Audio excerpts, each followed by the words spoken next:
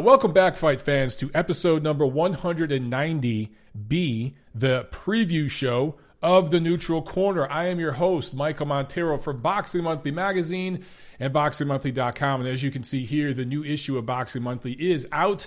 Make sure you check it out. And some good stuff in here. A really cool feature inside. History's greatest heavyweight punchers. You guys know I love the heavyweights. Everybody loves a power puncher. We got some good stuff in here. Really nice piece on Joe Calzaghe, too, talking about his father, Enzo, the special bond that they had. Of course, Enzo passed on recently, and it was tough for Joe because he was very, very close with his father. So anyway, make sure you check out the new issue of Boxing Monthly Magazine, all right?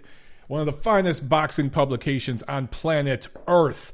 And before I get started with the show, we got the big preview show tonight. We got a big fight card coming up in New York this Saturday. I wanted to share my new gloves with you guys. Just wanted you to check these out. Reach over here and grab them. Check these out from Adidas. These are specialty gloves, personalized gloves from Adidas. You see it says Montero right here on the gloves. How badass are these, man?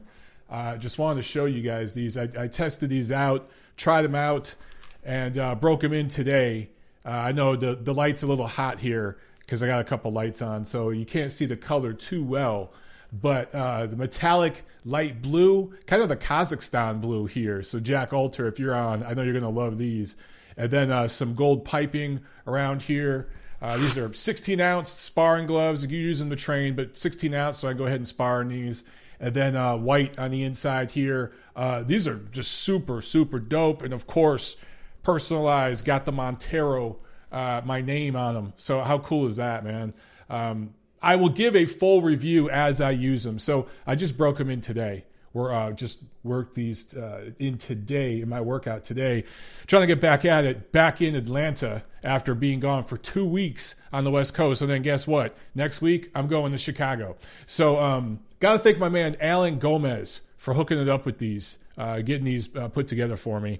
And guys, if you're interested in getting a pair of these personalized gloves from Adidas, anyone can get them. You could design your own. They have hundreds of color combinations. Seriously, you could go on their site and you can really, really break it down. You could break down the glove into 3 different colors, the inside of the palm into 2 separate colors, the piping, the wrist, everything, the strap, and then, of course, you could get your name on here or whatever words you want to put. I even think they could do 2 different words, one on each glove. I think that option is available. If you guys are interested in these gloves or just want to check them out, email me, monteroonboxing@gmail.com, and I'll get you my contact over there, Alan P. Gomez.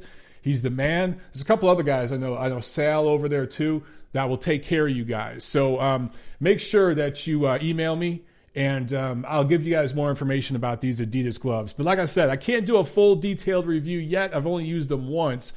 What I want to see, I've never gotten the metallic coloring on the gloves. I'll try to get these real close so you can see just how shiny that is, that metallic color. I've never gotten the metallic color on the gloves, and I want to see how long it holds up. I've heard good things, I've heard bad things, I don't know. So I need to use these a few more times. I just used them on the bag today. Maybe I'll spar in these if I get back into sparring over the next couple months or so, and see how they feel. But 16 ounces, nice, comfortable. I think it's a combination of Japanese foam and horsehair in here. I got a combination for the inside of them. But so far, man, they felt great on the bag, nice and comfortable. Let's see if this metallic coloring holds up, and let's see how they feel in sparring. I will let you guys know for sure. In the meantime, again, if you're interested in those, email me, monteroonboxing@gmail.com. I'll give you more information. I'll give you my contact over there who can hook you up, who could take care of you guys, all right? Okay, let's get into, before I get into news and notes, real quick reminder, Gail Falkenthal's on. She says, smash it, people. You know what she's talking about. Smash the like button if you're watching this live on YouTube right now. First of all, let me say thank you to everybody who's watching live right now. Thank you to everyone who watched while I was out in LA and checked out all my work that I did for ringtv.com, for boxingnews24.com. I was busy as hell out there. It was a crazy 2 weeks. I'm just going to get caught up here for a few days and then go up to Chicago to cover the Alexander Usyk card. So there will be more great stuff coming from myself and Tiffany Lamb next week for that fight. Also, just a reminder, guys, look, I say this every week, but I don't charge a monetary fee for this podcast. If you want to help out, what you could do, the best thing, of course, is to share this video because the notifications don't always work. I know some of you get them, but some of you don't. Also, YouTube changes their algorithms all the time, and there's a bunch of you, because I get messages from you guys sometimes, some of you out there saying, man, I thought I was subscribed to you, and then I just realized I'm unsubscribed. What the hell is that? YouTube will do that shit. They will go through and purge, and they will unsubscribe people, and they will take off the notifications bell. So make sure you check all that stuff. And share this video, share this podcast if you're listening later on iTunes, Spreaker, SoundCloud, wherever. Make sure you share, make sure you like, make sure you subscribe, follow, rate, leave a review, all that good stuff. That is the best thing you could do to help me out. But if you want to help out here on Super Chat, we have that option here on the live YouTube video.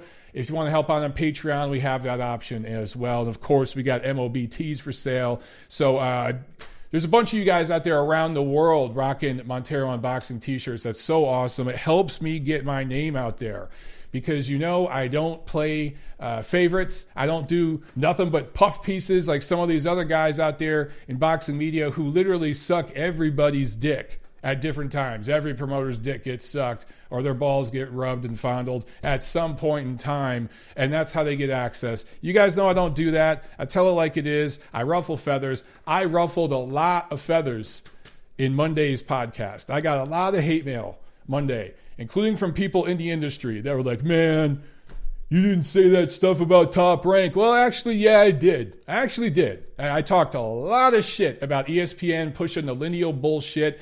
I talked plenty of trash. And when I say talk shit or talk trash, I don't mean I'm just being negative. I'm just being objectively critical. And I talk plenty of shit about Tyson Fury, lineal this, lineal that, them comping more tickets than they actually sold. So you guys know I keep it real across the board, and that's why everybody respects me, but not everybody necessarily likes me. So the best thing you could do is help us out here by spreading the word. All right, let's go ahead and... let's get into some quick news items, okay? And then we'll do the preview, and we'll get into the chat because there's not that much to talk about. Of course, we got a big fight to preview. I know you guys will have questions. That's why I want to get to the chat. Okay, quick news items. John Molina Jr., the Gladiator, retires. Smart choice. Very, very smart choice. Did not look good against Jose Cito Lopez. Did not look good against Omar Figueroa earlier this year. Legs are gone. Heart is still in it. You guys who saw my interview with him, that was, a week and a half ago? Shit, yeah, a week and a half ago. So I was just there in the gym. I saw him work out. I saw him spar. Dude's heart's in it. His head's in it. His hands are in it. His legs aren't. Legs are gone. And it's just time for him to hang him up. He's had a very successful career that he carved out for himself. He's had some great moments, some fights of the year, some rounds of the year, some great comebacks from literally just completely being dominated to one-hitter quitter, boom, come back against Mickey Bay. Make sure you check that fight out if you haven't seen it. Go find that on YouTube. But great career. Good luck in retirement, John. You deserve it. You and your family deserve it. Okay, Joseph Parker pulls out of his heavyweight fight with Derek Chisora. Remember, that was going to be on the Prograis Taylor undercard. I think that was going to be the co-main, October 26th. Derek Chisora was ranting and raving, saying that should be the main event, which is absolute bullshit. No, it shouldn't. But a lot of people were looking forward to that fight. I know I was. I was really looking forward to that fight. But Joseph Parker's out. He has an illness. I heard that he got bit by a spider. I heard all kinds of crazy shit. I don't know exactly what's going on. But he wants to fight Chisora next year. He's out for right now. And I believe they're still looking for an opponent. Eddie Hearn is for Derek Chisora. But Chisora will fight somebody on October 26th. Seilun Moon says, I hope it's Povetkin. I know that's one of the guys they're considering. So it may very well be Povetkin. It's really up to him. But who wouldn't like to see Povetkin Chisora on that card? I think it just adds to it. You guys know I can't wait for Prograis Taylor. To me, that's just the most anticipated fight for me this year. Azier says, Hunter, yes, Michael Hunter is in the mix. He absolutely is in the mix. Let's see. I see a comment here from Boxing and Bulldogs. Mike is dressed like Frank Stallone singing in mixed gym before the first Clubber Lang fight. Yeah, for those of you who are listening, I'm wearing one of my Puma tracksuits, and this is a cool blue color. I love this one. I don't even know what kind of blue is this. I'm not sure, but I love this tracksuit. It's comfortable, and this is what I wear around the house. This is like my pajamas. I love these things. I probably have 5 different Pumas, different materials too. Some of them are kind of felt, suede material. Not suede, what am I saying? What kind of, I can't think of the word. Just kind of like a suede material. I got a Ferrari Puma that's dope. Anyway, some of you guys have seen it before. I could talk about that for an hour. All right, Elvi Yildirim tested positive for a banned substance by VADA. This was through the WBC's clean boxing program, which I'm a big fan of. It's not perfect, but I do think it's a good thing. And here's another time where a fighter in their program tested positive for a banned substance. Coincidentally enough, Yildirim was the mandatory that David Benavidez just inherited when he beat Anthony Durrell to get his WBC super middleweight title back. And now, remember, he lost his title because he tested positive for cocaine. And now this mandatory, Avni Yildirim, you guys probably remember him. I think he was in Series 1 of the World Boxing Super Series and lost, I think, to Chris Eubank Jr., if memory serves me correctly. He tested positive for a synthetic drug, and now that was the A sample. They're going to test the B sample. Now, I can hear some of you guys chuckling over this A sample, B sample shit as it relates to UCAD, because we're all still waiting for the B sample with the whole Dillian White situation. But this is VADA. So the B sample will be tested because apparently Yildirim's team did file a protest. So that B sample will be tested, and it will happen soon because VADA actually knows what they're doing and does a good job. Also, one other news item I thought that I should mention. So last week when we were in LA, I told you guys about this. Deontay Wilder, Luis Ortiz were hanging around the fight promotion. They were actually at the fight hotel. I bumped into Luis Ortiz. He actually looks pretty good compared to other times where I've seen him where he looked like absolute hell. He looks pretty good compared to other times I've seen him. But they had a tiny little presser with some media folks and just talked about that fight, the rematch and everything. And then, of course, they officially announced it. There was a Fox Sports executive VP there, Bill Wagner. Now, he's the executive vice president for a few different things. I can't even remember, but it's like 3 or 4 different areas he's the executive VP for. He's pretty high up in Fox Sports. And he was talking about PBC, their deal together on Fox, and what their business plan is. And you guys know one of my biggest criticisms of Premier Boxing Champions and Al Heyman and all those guys, they don't talk about their business plan with the fans or the media. They're completely cryptic, and they leave guys like me sitting around trying to decipher their code talk and figure out what they're doing. But the network guys, they talk. They love to get in front of the mic and talk. And this Bill Wagner kind of let it slip that they're planning on doing 4 to 5 pay-per-view shows a year for the remainder of their contract with Premier Boxing Champions. So I think there's been 5 or 6 in the last 10 months, starting with Fury Wilder all the way till now. I know both of Spence's fights this year were pay-per-view. Both of Pacquiao's were.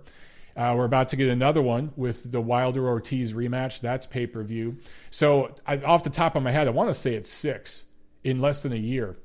And that is going to be the business plan going forward with PBC on Fox. Yes, they will continue to do shows once a month on FS1.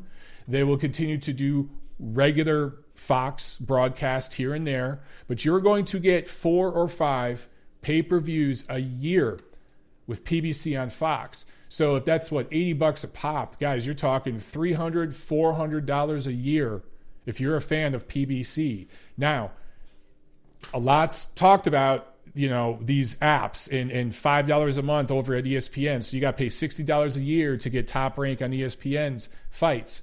And there's a lot of people that are really mad at that, right? And they want these streaming platforms to fail. By the way, they're not going to fail because they're the future of the industry. But over at DAZN, you got to pay $100 a month to get DAZN. And there's a lot of people that bitched about that. Meanwhile, over at PBC, and this isn't me hating, remember, I covered 2 of these pay-per-views. I traveled thousands of miles to cover them live. both Spence fights this year. So it's not me hating, it's just me telling you the truth. You guys are going to pay $300 to $400 a year to get all the PBC fights if you're ordering these pay-per-views. That gouging that took place this year, that's not just a 2019 thing. That will continue through the life of PBC's contract with Fox. They are going to move away from Showtime and move more into the direction with Fox and use that Fox machine to promote their pay-per-views, and that's where they're going to get their big cash payouts. For Spence Porter, it was reported they each received a $2 million purse, which is true. That's what's officially on the record. What's not reported, what's cryptic, what we all don't know and can only speculate about is the money that Uncle Al's sliding to them under the table, particularly Errol Spence, and what the pay-per-view upside money will be for each of those guys. They're both going to make a lot of money. Errol Spence certainly getting very good money for that fight with Sean Porter, and that's why they're going the pay-per-view route, because they can start getting those big paydays. Are they getting the paydays Canelo Alvarez or Gennady Golovkin are getting? Not quite there. Deontay Wilder is, but Spence and those guys are a little bit short of that. But dude, next year you're going to get, don't be surprised if Spence Garcia's pay-per-view. That's not a pay-per-view fight, but it probably could go to pay-per-view. I don't know. It's early in the year. Maybe they shoot their wad and all their budget goes to that fight to put it on regular Fox. But it's very possible because you're at least 4 or 5 shows in 2020, and this is from Bill Wagner, Executive VP at Fox Sports. At least 4 or 5 shows next year are going to be on Fox pay-per-view, and that's going to be the plan going forward. So, look, don't shoot the messenger, okay? That's what's going on here. Now, let's get into the preview this week. So, one card we have on Friday, October 4th on ESPN+. There is a little featherweight tournament at York Hall in London, and this will be on Sky in the UK as well. No real crazy notable fighters or anything like that, but that's going to be picked up by the Plus here in the States if you want to check out some boxing Friday. Also, Telemundo card from Florida. Puerto Rican super lightweight prospect Yomar Alamo is going to be fighting Mexican Antonio Moran. Antonio Moran's been in with some good quality fighters. Yomar Alamo is undefeated, so that should be a fun fight. And Puerto Ricans, they usually draw well in Florida. There's a big Puerto Rican population there. So Saturday, October 5th, there's a Showtime card from Flint, Michigan, and this card features undefeated welterweight prospect out of Philadelphia, Jaron Ennis. 23-0 with 21 knockouts, going up against an Argentinian with a dog shit resume, so expect a huge knockout win here. Damian Daniel Fernandez, I think Ennis is going to destroy this guy. It's pretty much a showcase. Also, Michigan heavyweight, I think out of Saginaw, Jermaine Franklin going up against Czech fighter Pavel Saur, who is 11-1, only stepped up once in his little brief professional career against Filip Hrgovic in 2017 and was knocked out in 1 round. So guess what Jermaine Franklin's going to do to him? So I've kept an eye on Jermaine Franklin because he's from my home state. He's a heavyweight. And the last few times he's fought, he's been on ShoBox a few times. He just hasn't been very impressive. Has not been very impressive at all. And I think they're stepping him back a little bit in opposition. If he can't get this dude out of there, I don't know what to say. He should be able to get rounds in with this guy, soften him up in the middle rounds, and get rid of him late. If he doesn't, I don't know. I don't know what to say. Also on this card, of course, Claressa Shields. She is fighting in her hometown of Flint. First fight at junior middleweight. Dumped her middleweight titles and is fighting at junior middleweight against Ivana Habazin for the vacant WBC and WBO 154-pound titles. Claressa Shields will win this fight by a fairly wide decision. Claressa Shields yet to drop or knock out a fighter in her professional career, yet constantly bitches about not getting fan love, not getting equal pay. Well, here's your chance. You're going to win vacant titles once again in another weight class, but drop this chick. Knock her out. Make a statement in front of your hometown fans. That's how you get people buzzing. Let's get to New York, guys, where this is the big card of the week. Madison Square Garden, New York City, on DAZN. And in the main event, Gennady Golovkin taking on Sergiy Derevyanchenko for the vacant IBF middleweight title. We'll talk about that fight in detail in a second. Let's get to some quick undercard stuff. 3-0 Uzbek junior middleweight Israel Madrimov going up against Mexican Alejandro Barrera. Barrera does have some experience. He's been in there with Carlos Adames, a good quality prospect. He fought Errol Spence a couple years back, got knocked out, and some other notable guys. So Barrera is a nice little step up in opposition for Madrimov. This will only be his 4th pro fight. I expect a big win for him in this fight, probably a mid-round stoppage. Also, Ivan Baranchyk coming off that first loss of his career to Josh Taylor in the World Boxing Super Series semis, going up against Puerto Rican native Brooklyn resident Gabriel Bracero in a 10-round, 140-pound fight. That should be pretty good. I think that's going to be pretty competitive and entertaining. Of course, you got to favor Baranchyk down the stretch. Also, Ali Akhmedov, who is promoted by Gennady Golovkin's promotional company, and they're really excited about him. 15-0 super middleweight going up against Phoenix native Andre Hernandez, who has fought Caleb Plant, Jesse Hart, and others. So this guy Hernandez, again, experienced. He's overmatched. This is a showcase kind of a fight. But for Akhmedov, who is a prospect still as a pro, this is a minor step up for him because a lot of people are shitting on this matchup. Again, Hernandez has been in there with good fighters. He's lost every time. But again, he lost to Caleb Plant. I think he was stopped by Jesse Hart. So we can really kind of gauge where Akhmedov is at by his performance against Hernandez. Of course, styles make fights. You know that whole thing. But he should dominate if he is who we think he is. And everyone's pretty high on this kid. So Madrimov and Akhmedov, those are 2 guys on the undercard you want to make sure you check out because they're up-and-comers. I've told you guys about the Uzbekistanis. They're going to be they're going to be like the next Ukrainians, telling you. Also on this card, former Irish Olympian, 2016 Olympian Joe Ward, 6'1" southpaw light heavyweight, making his professional debut. That's smart. You got an Irish kid fighting in New York, professional debut. There's a ton of Irish people in New York. They will show up. So that's smart. Other prospects on the card as well. But main event. So a lot of people have talked about this fight between Golovkin and Derevyanchenko, and there's 2 views on it. Some people view this as like a 50-50 matchup because they really think Golovkin is faded.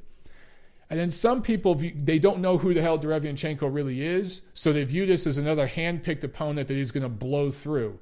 I think both of those viewpoints are ignorant and incorrect. I think the truth lies in the middle. For me, and I've been saying this since this fight was signed, it's a barometer of where Triple G is at right now in his career. It could go 2 ways. It could end in a close, unanimous decision win for Gennady, let's say a 115, 113, 116, 112 kind of decision. I could see that happening. I could also see a dominant performance from Golovkin where he slowly breaks Derevyanchenko down after 3 or 4 competitive rounds, and in the middle round starts really chopping him up with his jab and stops him late. If we see that sort of performance from Golovkin, then clearly, look, he's not at his physical best. His absolute peak, I think, was around the David Lemieux fight. I think that was peak Golovkin. We're not there anymore. That ship has sailed. But how close to that are we? How rejuvenated is he with Jonathan Banks? Is he all of a sudden going to find a fountain of youth and go back to his form in 2013, 2014? No, he's not. But sometimes just rejuvenating a guy who's a little bored and reminding him of some stuff he's forgotten about, getting him excited again, that could be enough to kind of get the juices flowing again and to kind of get him close to what he used to be. And I actually think that's where Golovkin's at. I think Golovkin is going to stop Sergiy Derevyanchenko in the late rounds. It's not going to be a one-hitter quitter or nothing like that. I do think that Derevyanchenko is going to get some work done, and he's going to put some leather on Gennady. He's going to be a little marked up. Golovkin's going to have some bruises and some swelling and some redness on his face when this is all said and done. It's going to be even maybe after 4 rounds. Don't be surprised. If 4 rounds in, it's 2 rounds apiece. But into the middle rounds, the jab and the movement from Golovkin and the combination punching, that is what Jonathan Banks is focusing on. Combination punching. You know, I was out there in LA. We saw Jonathan Banks. Gail, she's on the chat. She could tell you guys some of the things he said as well. And then Gennady's new strength and conditioning coach bumped into him at, I want to say it was the Spence Porter press conference. He was there talking with Steve Kim of ESPN, and we shot the shit for a few minutes before me and Steve went out and got something to eat and did my show last Thursday. So yeah, it was last Thursday. It was a week ago. And we were talking about it, and, you know, both Banks, everybody on Golovkin's new team, they were talking about how the last year or so with Abel Sanchez, they were really focusing on certain punch combinations and kind of drilling them over and over and over to where Gennady was getting, I don't want to use the term robotic, but a little predictable. His timing was getting predictable, and some of the punches and combinations that he was throwing were 2s and 3s. 1s, 2s, and 3s. Wasn't doing a whole lot else. He was doing the overhand looping right. He was doing looping shots to the body. And of course, the nice strong jab. What they're trying to work on now is punches and bunches, 4 or 5 punch combinations, angles, spacing, getting your shot off, but then moving off, quarter pivot to the side, and continuing the combination on your way out. Instead of just slamming a dude, resetting, slamming him again, resetting, slamming him again. So what we should see from Golovkin early on is cautious, fluid boxing. And that's why I think it's going to be competitive early. I think that class will show down the stretch. And in the middle rounds, I think that's when Golovkin's going to start to kind of pull away. It's going to be competitive. It's going to be competitive throughout. I just think that later on, the heavy punches are going to start to land. Derevyanchenko will be softened up. I see like a 10th round TKO or something. Wouldn't surprise me, though, if this goes the distance. But I'll say this much. If Derevyanchenko wins 4 or more rounds in this fight, cleanly wins 4 or 5 rounds. I'm not talking about one of the judges who's an idiot. You know, I don't even know who the judges are for this fight. I'm not talking about a judge turning in a shitty scorecard that people on social media use to push an agenda. I'm talking about legitimately.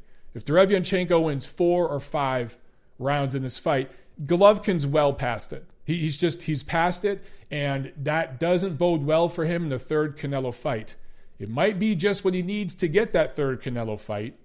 I will tell you this much. If he goes in there and dominates and blows Derevyanchenko away, it's going to be hard to make that third Canelo fight. I'm telling you. There's another thing that Golovkin's new team talked about when we were talking off the record. And I'm not naming names right now because I don't want to put anybody in an uncomfortable situation publicly. Okay. I'm just going to say this. I was told this off the record. This was their opinion. They probably wouldn't say this on camera. They weren't even working with Golovkin yet when they saw this second fight between Canelo and Golovkin. And they noticed something in the championship rounds of that fight, which is something I noticed. I know Steve Kim's talked about it and several others.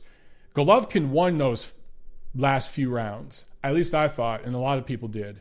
And to me, that's how he eked out that second fight, in my opinion.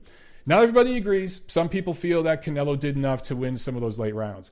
But if you look at the body language of Canelo, the last 2 or 3 rounds of that fight, and Golovkin seems to have found something in those last few rounds against Canelo in the Canelo rematch, where I felt, and many others, in fact, most people ringside, felt he rebounded and eked out that second fight, that rematch.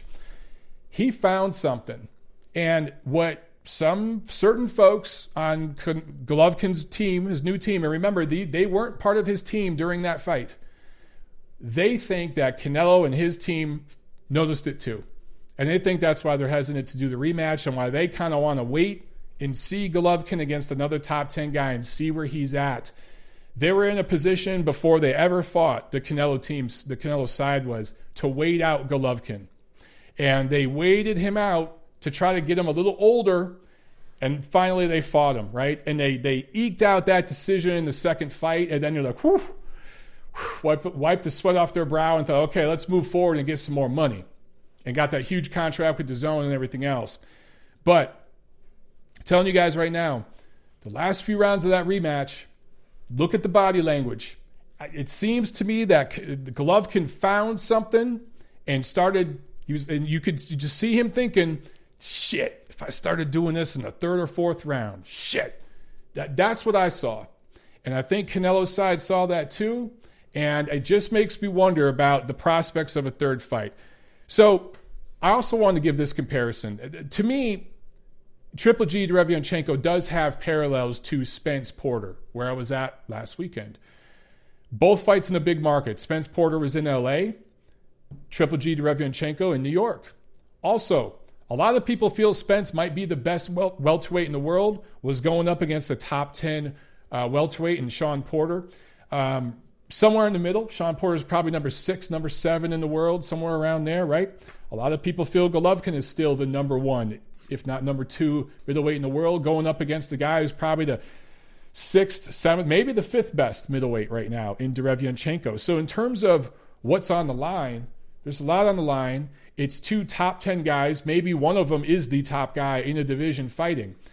It's not a title unification like Spence Porter was. But look, Porter won his title. It was a vacant title off of Danny Garcia, who's a recycle, one of Heyman's recycles. And then a lot of people feel he should have lost it when he fought Ugas earlier this year. So take the titles out of it for a second.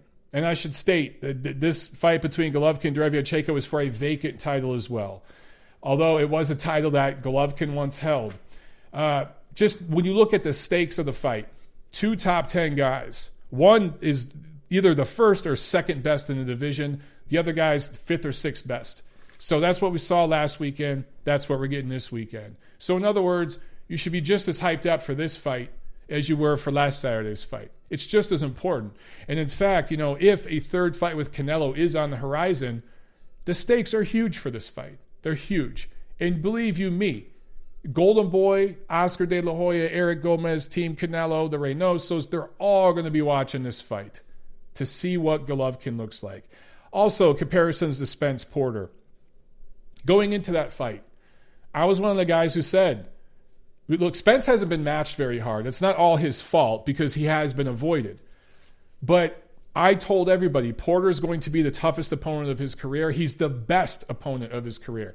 No, there's a lot of people out there like, no way, dude, he's going to blow him out. The 10-1 odds. The bookmakers eventually went 10-1 the week of that fight, which I thought was a huge mistake. So in some people's eyes, they were really surprised to see Sean Porter have moments and touch Errol Spence and push him back and snap his head back a few times and make him bite down.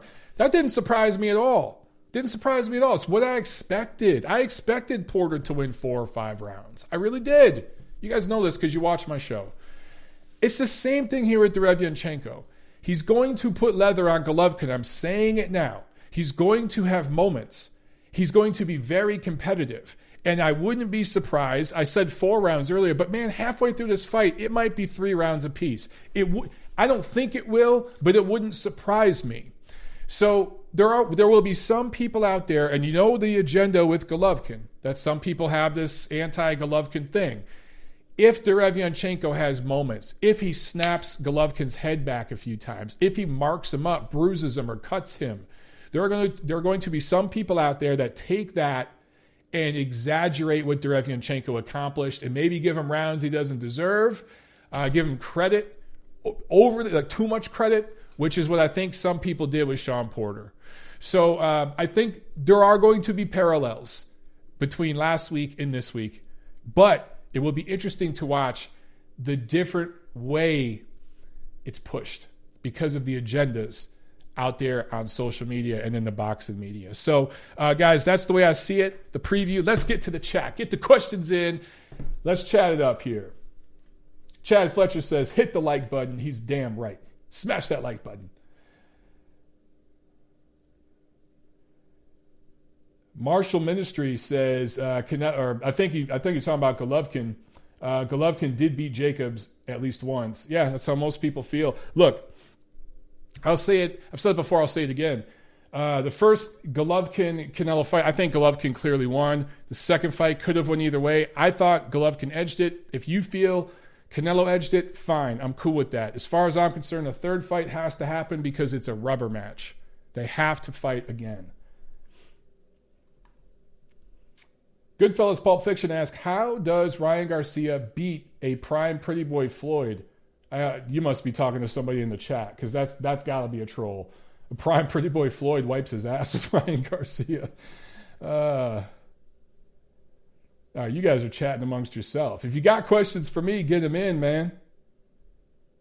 All right, we got one from Cole Johnson. Who is the most overrated prospect in boxing today?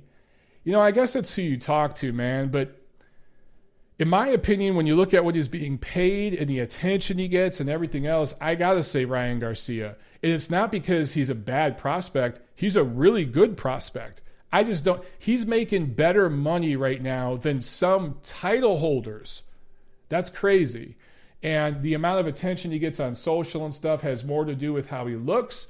Look, looks go a long way. If a really good-looking female boxer comes around, she's going to be famous before she accomplishes anything, right?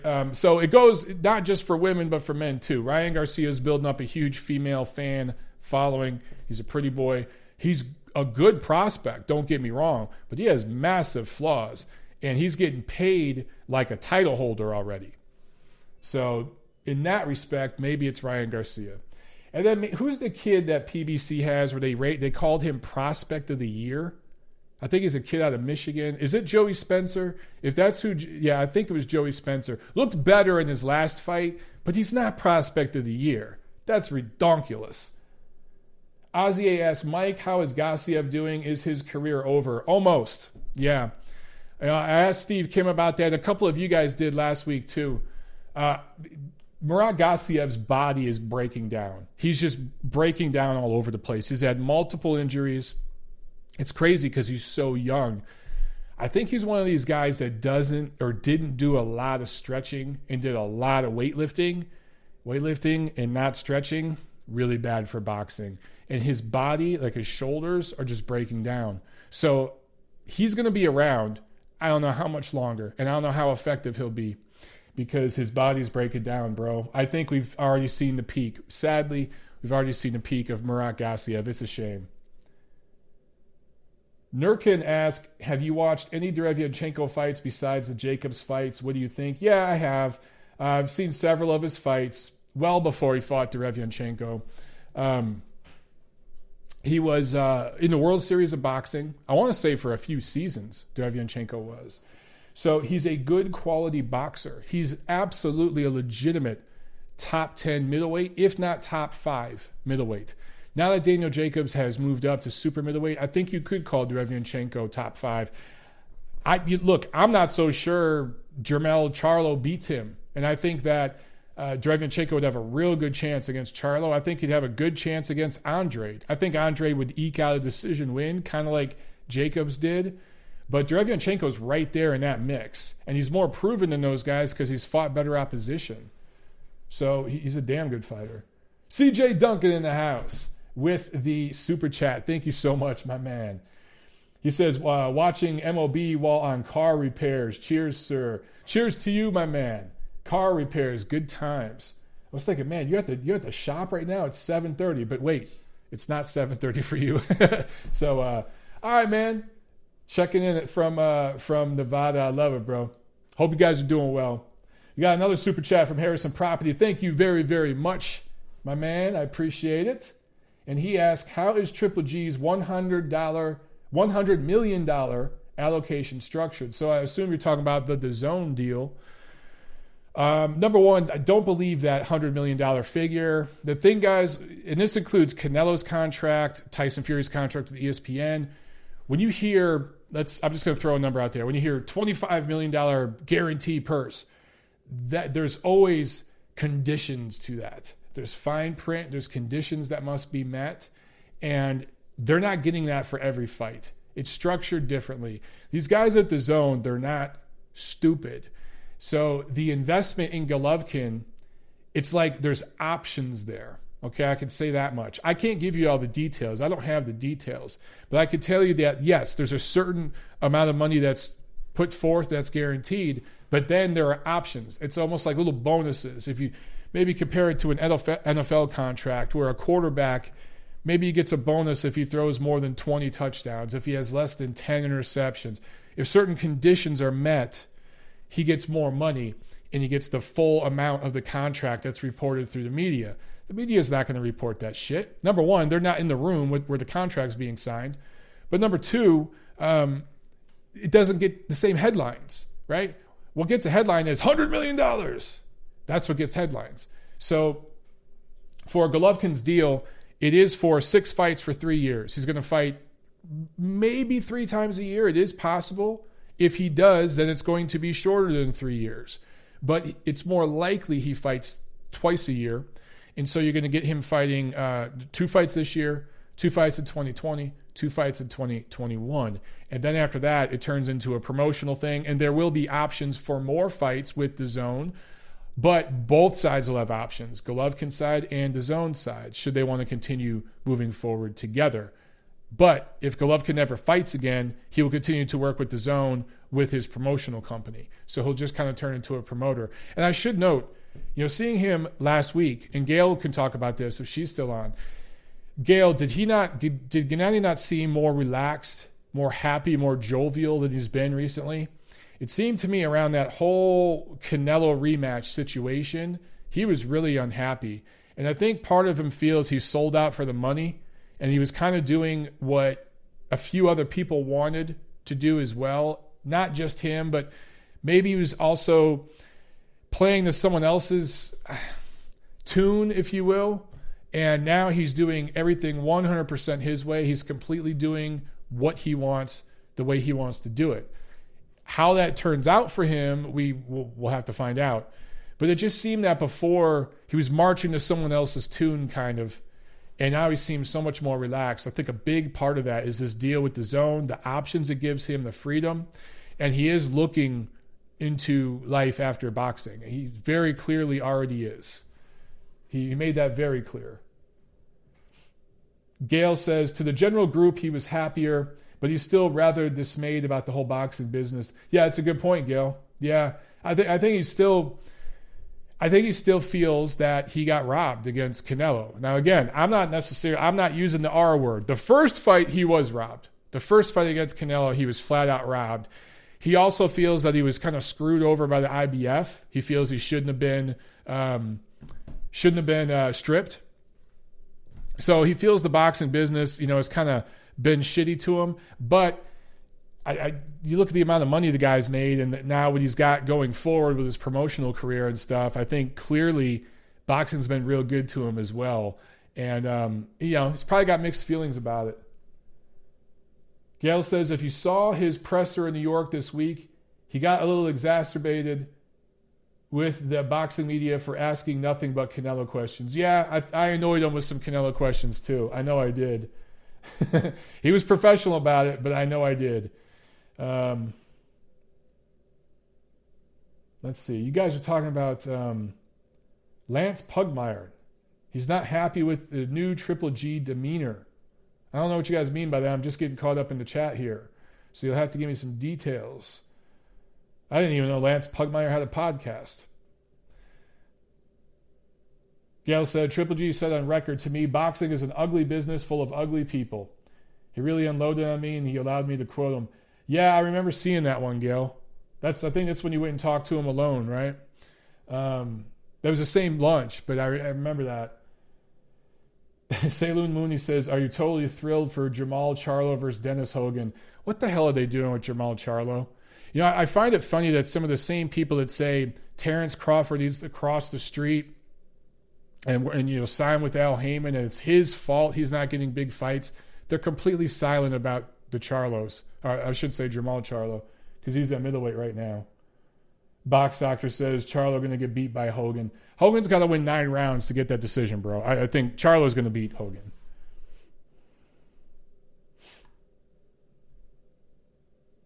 Yair Herrera asked, hey, Mike, did Triple G train in Big Bear this whole camp? Yes.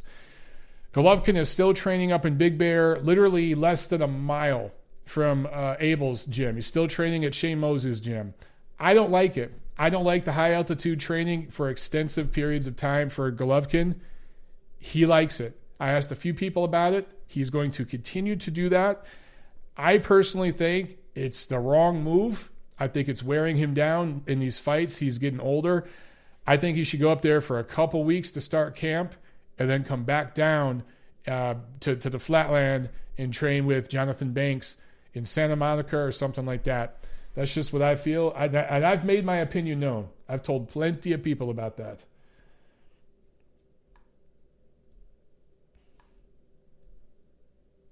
Yeah. I'm just reading some of you guys' comments here. Isaiah says Hogan isn't even a middleweight. Yeah, Charlo's probably going to stop Hogan. Completely different style there, guys. Completely different style than, Hogan, some people feel Hogan should have a junior middleweight title right now, but look, against Charlo, I think Charlo probably is going to stop him. Carlos Cabrera says Yildirim got caught on PEDs. Yep, I talked about that in the beginning of the show. Apparently, though, he filed a protest and he wants the B sample tested, so we'll find out what happens. By the way, this whole A sample, B sample thing, fighters really think that there's something to it. There's not. Do you know the lengths the people at VADA go to make sure the samples are contaminated? If you piss into a cup, they take a little bit of it and put just a little bit in this container, a little bit in that container. It's the same piss. So whatever was in that piss that's in the A sample, it's the same damn sample as the B sample. But fighters, it's their right to protest and demand the B sample be tested. I got some more comments here from Gail. She says, here's the quote from Lance Pugmire's article. For those of you who don't know, Lance Pugmire writes for the LA Times. He's covered boxing for a while. He does know his stuff. I think he doesn't score fights very well, but he's another guy. I kind of put Lance Pugmire in the same category as Dan Rafael, Mike Coppinger, Kevin Iole. These guys are very good at establishing relationships with fighters, promoters, managers, and such, and putting out stories and breaking news and stuff like that. They're not very good at analyzing fights and scoring fights and gauging a matchup, or where a prospect or a champion is at. Not exactly the best boxing historians. Raphael's pretty decent with boxing history of that group. But I kind of put those guys in the same bucket. Anyway, Lance Pugmire does a good job of breaking news and stuff like that for LA Times. So let's see. Gail Falkenthal says, this is a quote from his article, "We're also seeing how the new Golovkin operates. The man who used to be pleased to engage reporters in a conversation about the landscape of his division or the state of the sport now declines to discuss alternatives to Alvarez, such as fights with WBO champion Demetrius Andrade, WBC champion Jamal Charlo, Munguia, or super middleweight champion Callum Smith." Well, Gail, you were there and you saw me ask Golovkin about those guys. And you guys have seen my interview with Golovkin from that meeting. I asked him about all those names, and Gennady said he'd be willing to fight all of them. I think some reporters, I'm not going to name names, I think Golovkin and his people feel some reporters have been unfair to him and misquoted him, misrepresented him in some of his quotes, and that is why his demeanor has changed. That's why he brings a Russian translator and makes sure that he's answering questions to the best of his ability so he can't be misquoted. But I asked him straight up about all those fighters, and he said he'd be willing to face all of them. It just depends on the deal that comes up. Of course they want Canelo the third time. But he told me straight up, he actually named all those fighters that Lance Pugmire talked about. So I think it's a little unfair what Lance Pugmire is saying right there. Also, the man who used to be pleased to engage reporters and everything else, that was part of a business plan. The plan has now changed. And I think that Golovkin, again, was doing the business plan before was what a team of people were advising him to do. It got him to a certain place in the sport. He feels that the sport shitted on him in some ways, and now he's recalibrated, and they're doing a different business plan. It's not about all the belts. It's not about Good Boy and Big Drama Show. It's not about those things. It's about just him going out there and doing his job, and he does absolutely care about his legacy. I know he wants a third Canelo fight. I know he wants to win titles. I know eventually he'll move up to super middleweight. Wouldn't be surprised if he fights Callum Smith next year if Canelo tells him to get lost. So those things will happen. But the guy that was doing all these media events and being Mr. Friendly, and guys, that's gone. And I've been telling you guys for years, that's not really who Golovkin is. He's a serious guy off camera, completely professional, wonderful professional guy in terms of going about his work. But plans change, man. Plans and motives and just the way you go about things changes throughout a career. Guys, look at all your professional work careers, whatever you do. I'm sure that your tactics and the way you go about your job, the way you communicate to your boss, maybe you've become the boss. That's kind of where Golovkin sits right now. He's kind of become the boss. But you'll change companies, right? You'll change positions, change locations. And it's the same thing with a fighter, man. They're not going to say the same thing and be the same way year after year. And I just think that he feels, again, this is me speculating. It's me going off of things I've seen and heard, that he's doing his shit his way now. And that's it.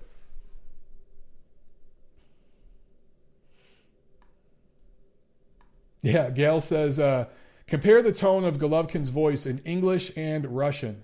His voice is an octave deeper in Russian. This isn't a fluke. Absolutely true. Absolutely true. When Gennady speaks in Russian, that's the real dude. And Gail, she could tell you about this as well.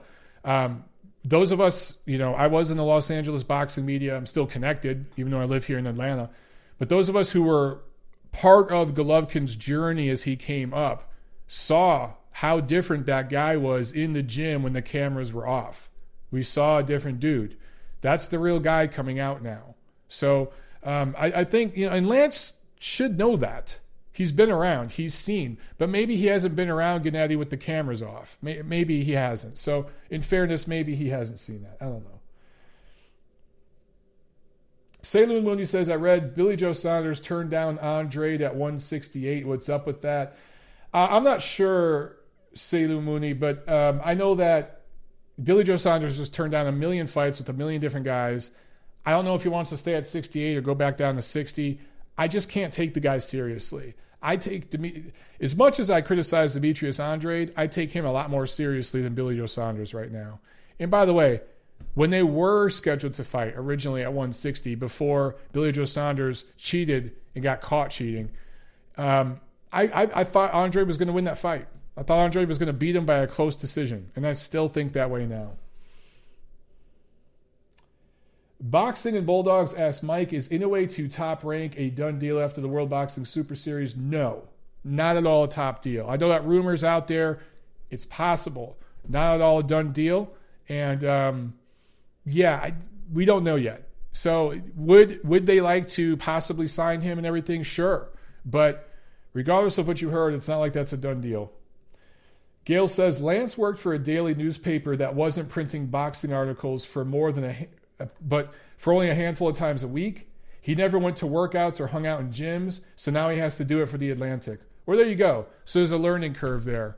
So thank you, Gail, for providing that perspective, because I didn't even think about it that way, but you're so right, because he was with the LA Times, and now they got some new kid who doesn't even like boxing, who's covering boxing, which that just, LA Times, there you go.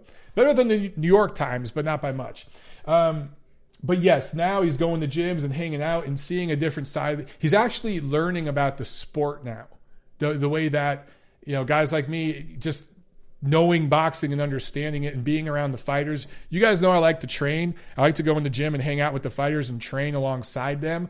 I'm not necessarily going in there and getting punched in the head by Golovkin. I want none of that shit. But I will go in the gym and work out and see what guys are doing. And because I like working out myself and keeping in shape and everything. I was an athlete in my youth. So I do think that gives you a different perspective. And some of these guys, and again, I like Lance. He does a good job for what he does. But I do think there are different media guys that kind of serve different roles. And I put Lance, I put Coppinger, I put Raphael, I put Aioli in a certain basket. And if they stay in that lane of just breaking news and writing articles, kind of doing little interviews and posting that stuff, I think they do an outstanding job at that. I don't necessarily trust their scorecards. I don't trust them to break down a fight or to review a prospect and give you a really, really good idea of what this kid has or may not have. Because they're not boxing guys. And that's not a put down. That's not a diss. I'm not saying that at all to diss them. They're just not boxing guys. They like boxing, but they're not boxing guys. I doubt any of them have ever fought once in their life. Nothing wrong with that. Just saying, it does give a different perspective. There are guys in the boxing media who actually have fought a little bit, or even if they haven't, They go to the gyms. They train. They understand the mentality of an athlete, of a fighter, to a certain degree. You know, a guy that I saw at that Golovkin presser along with Gail, Albert Baker, is a great example. You know what I'm saying? Military guy. He knows what it's like to be in the gym. He knows what it's like to put on gloves. He understands that process. Is he a fighter, a professional fighter? No, of course not. But he understands that process better than some of these other guys I mentioned. You know what I'm saying? Let's see. Mario G says, real journalism is dead. I don't know. Not all the way. John Newton with the super chat. Hey, thank you very much, John. He says, will we see Callum Smith versus Plant or Benavidez in 2020? I hope so. Look, for PBC, if you watched my show Monday, I kind of really ranted against PBC a little bit, but they kind of deserve it right now. And the one thing I understand PBC, what they're doing and why they're doing it. I just don't like the dishonesty about it and them trying to manipulate fans and how it works, because they have allies in the credentialed media that kind of do puff pieces for them. And we should see Caleb Plant and David Benavidez unified titles before next spring. They should unify okay, you know what? Before next June. I'll give them the first half of the year. If they don't, that is a damn shame. I understand why neither one of them wants to go fight Callum Smith. That's outside of PBC. But those guys are both in PBC. They're both in their youth, their physical prime. Unify the damn titles. They should. But will they? I don't know, bro. Meanwhile, I talked about this Monday. World Boxing Super Series completely unified the cruiserweight division in a fucking year last year and gave you guys Alexander Usyk. Presented him to the world, right? And there's several other examples I could give you of that. Top Rank cleaned out 140 with Terrence Crawford. They're cleaning out 135 right now with Vasily Lomachenko. We're not seeing that on the other side of the street. We need to see it more. Oh, we got another super chat from Nurkin. I think you're in Hong Kong right now, bro. Is that what HK is? Is that Hong Kong? Thank you very much for the super chat. I thank you very, very much for that. He asked, any tips on improving boxing skills that you do? Well, there's a million of them. I will say, if you're not stretching, I think obviously this is, a no-brainer, but you need to stretch. I think a lot of guys lift so many weights and don't stretch. Also, you need to do boxing-specific movements. A lot of guys that lift weights, they'll get on machines or they'll bench press with the barbell. I like bench pressing with dumbbells. I like doing lunges because it's one leg at a time over squats. I like doing box squats because you can sit down. If you're going to do squats with both legs, you can sit down fully and then explode up. Doing explosive movements, compound movements, deadlifts, power cleans, things that work on your explosiveness, that is going to correlate into boxing when you're punching. But you'll see a lot of guys get on there and they're on these machines. They're doing squats on the Smith machine. They're just doing bicep curls and stuff like this. That's not going to help you box. So if you're doing that shit, stop. Start doing compound movements, compound lifts, and that helps with your explosiveness. Also, you ever use the ladder? The little ladders you can buy and throw on the ground? You could do all sorts of boxing drills with that ladder. Lay that ladder out in front of a mirror. You could step in, step out, step in and jab, double jab and step through the ladder, back and forth. You can work on side-to-side movement. You could do so much with that ladder. Get a cone. You could do the same thing. You could jab around a cone and give angles. Do all that stuff in front of a mirror. Vary it up. Do it for 3 minutes at a time, just like you would on the bag. All sorts of drills like that. Start slow. Do it very slow. I'm talking about where you're crawling. Do it very slow. And then work on it. Faster, faster, faster, faster. That stuff will improve your skills big time. And the best thing you could do is spar. Seriously. Don't be afraid to spar. Make sure if you've never sparred before, you let your sparring partner know that. Don't try to play it up and be like, oh, yeah, do that spar all the time. Yeah. And then go in there and he's taking it serious with you. Let him know that that you've never sparred before, it's okay. Nobody's going to hate on you for that. But sparring, you work all the stuff you do on the bag, all the drills, all the movements. You take that shit to sparring and you see how it works in the real fight. And you see what works in the real fight, what doesn't work in the real fight. It's so important. Don't shit on sparring. Is Robin on here? Robert Sauer with the super chat pledge. Thank you so much, Robin. I guess Robin doesn't have a question. Okay, Robin, will I see you this weekend? Will I see you in a couple days? I can't remember. I know you said Levante's up in New York, but I think you said you and Adam are there. So hopefully me and Tiff can see you. If I could get my lazy-ass brother to come out, because he's going to be in town, maybe we'll all come see you and say hi. Thank you very much, Robin. Robin Sauer. Guys, she works at a gym. One of the owners? Robin, correct me if I'm wrong. One of the owners, but definitely one of the top people at the gym there in Charlotte, North Carolina, that I train at when I'm up there visiting my sister. And my sister's getting married this weekend, so I'll be up there visiting her. And that kid Levante Early that I've told you guys about trains out of that gym. So awesome people. Awesome people. Robin, thank you so much. You guys are great. I'll see you. Boxing and Bulldogs. How come Levante Early is always late? Oh, I see what you did there. I got to tell you, I'm sure Levante heard that plenty of times growing up. His nickname should be On Time. That should be his nickname. John Uden says, Mike, Yard's trainer laughs at sparring. Yeah, and you see where that ended up for Yard. I mean, if Yard had done 50 rounds of hard sparring for that Kovalev fight, he would have won. There's no reason that Anthony Yard should have lost that fight to Sergey Kovalev. Absolutely no reason. There's a great example of what I was talking about a second ago. Anthony Yard, 1,000 punch combinations on the mitts. Probably looks great on a heavy bag. Looks like Mr. Olympia. Fit body. Probably lifts all sorts of weights. But when it came time to fighting, that dude was a fish out of water. And he was fighting an old man well past his best. Should have won. Really should have won. But he couldn't. He couldn't get it done.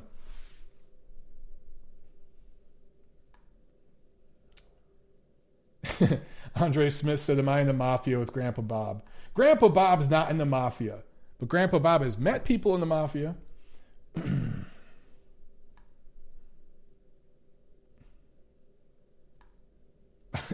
Emmanuel Alvarez says, 78 Sports TV called me a bad man. Will I debate him? Are you saying me? Or are you saying someone else in the chat? I don't even know what you're talking about. I don't even know who that dude is. I think it's a YouTube guy, right? Look, he could get in line. There's 1,000 people who call me bad and all sorts of other mean, nasty shit. What are you going to do about it? Somebody threatens me or my family? Well, that's a different discussion.